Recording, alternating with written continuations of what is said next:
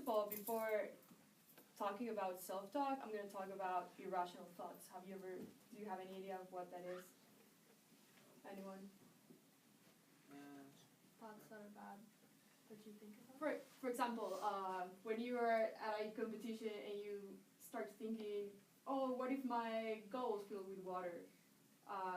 What if my swimsuit, I don't know, breaks? Something very irrational.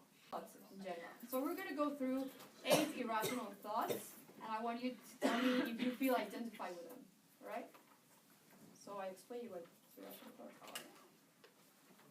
Perfectionism. So this is, okay, perfect. Well, let me tell you what it is first. So even if you do incredibly well, you always find a reason of, oh, I'm not satisfied, I could have done better. You were first place. Yeah, but I hated my turns. Fallacy of fairness. So this is when everything has to be perfect for you to perform well. So the temperature of the water, if you don't eat breakfast at an exact time, you think everything is going to go wrong. Or you forgot your favorite swim cap. Oh, that's going to go wrong. Who feels like this? I'm going to interject real quick. You guys remember ritual versus routine? How many of you remember that talk? Oh, nice, Keegan. Yeah. Right? We're gonna have a session on that too. Okay. There's a difference. Blaming. It's everyone else's fault but mine.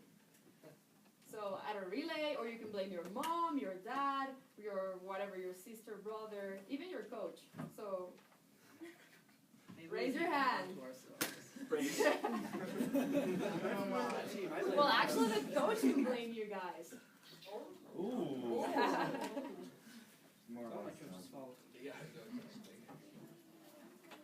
Polarized thinking.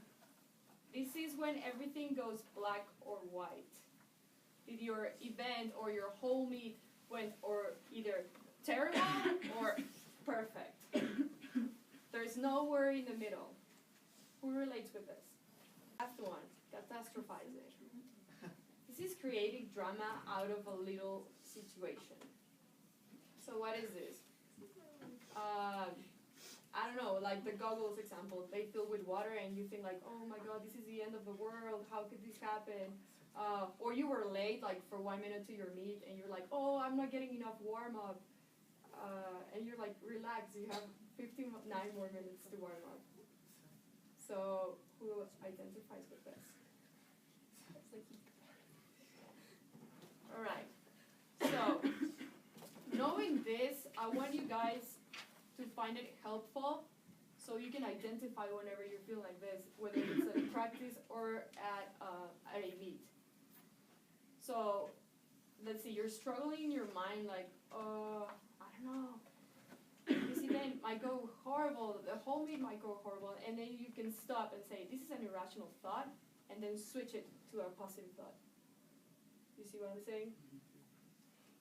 So by identifying an irrational thought, you can take the power of that thought and convert it into a positive one. So I'm going to stop there.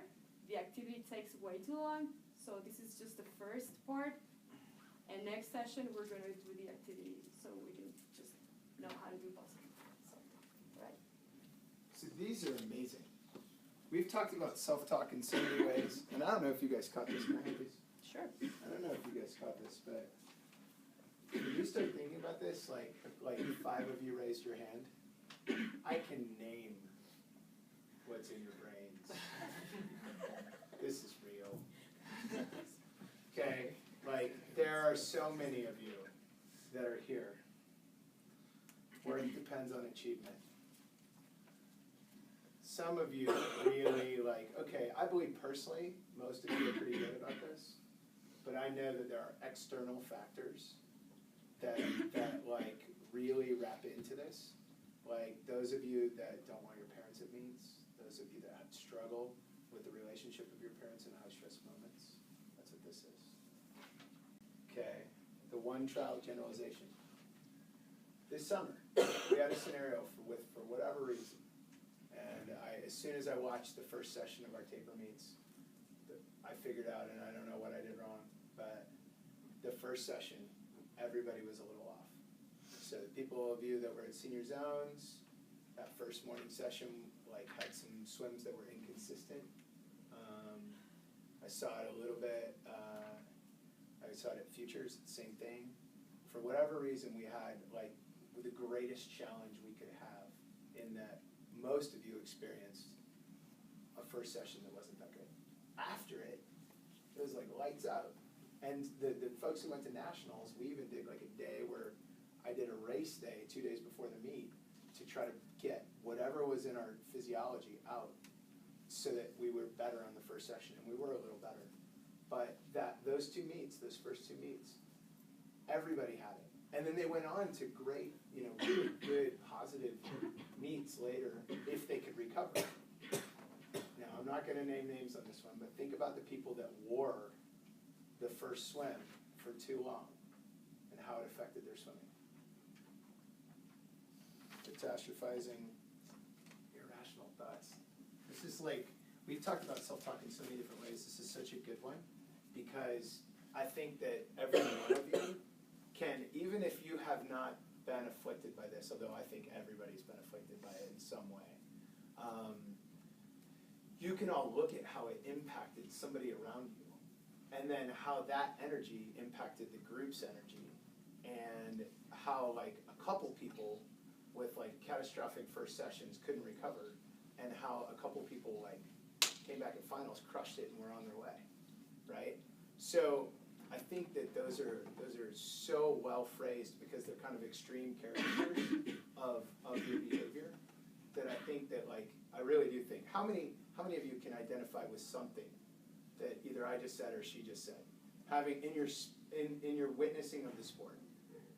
So if that many of you, whether or not you personally identify, or it was somebody you were rooming with, or somebody that was you were on a relay with, okay, that scenario is something, it affected you. Regardless of whether or not it affected you personally, like in the moment, which a lot of you did, it affected you because you had to deal with a roommate that was experiencing it, and you had to talk them down. So I think coming up with kind of a common understanding that happens in high-stress moments, you can be better teammates just by having awareness of, whoa, no, come on, you worked hard all season, you're ready for this. Like, yeah, it didn't go well, but you can find your way through. And I think if you think back, like, we've all seen people that just haven't had good prelim sessions and then were able to recover. We've all seen people that were off for an event but somehow figured it out. There's so many ways to compartmentalize and get your way through it that I think that those are like recognizing that you're a little over the deep end right now, you need to bring yourself back in. Even if it's not you that is experiencing it, but being able to help somebody else through that is super valuable in the way that the team functions. All right? So, you have anything to add? Yeah. Go for it. Some of you, if not most of you, are sick. So even self-talk helps a lot. How? You can identify how sick you are right now, and this is not the last time you will get sick. So next time you get sick, you can say, "Oh, I've been through worse," or and I had great practice sessions being this sick or worse. So that's also self-talk, getting to know yourself inside and out. And I brought a handout for you guys. This is an interview made to Michael Phelps right after Nationals last year. As you all know, he did great after God knows how many years. It basically says how, he keeps training really hard in the water and outside the water, like physically speaking. But something that he changed during the last year was his mental training. So this is what the interview is about. I'm going to give it to you. And down here, there's 5 of his most common motivational quotes. So I'm going to ask for 5 volunteers to read each. So who wants to go first? I have one. Wait, what are you Tell reading? Just the quotes. Can you read the first one, please? Okay. I think goals should never be easy. They should force you to work, even if Any thoughts on that? What's your reflection on that quote? You should work hard for your goals, even if they seem hard right now. It'll get like easier. It'll be worth it, right? Yeah. Alright, cool.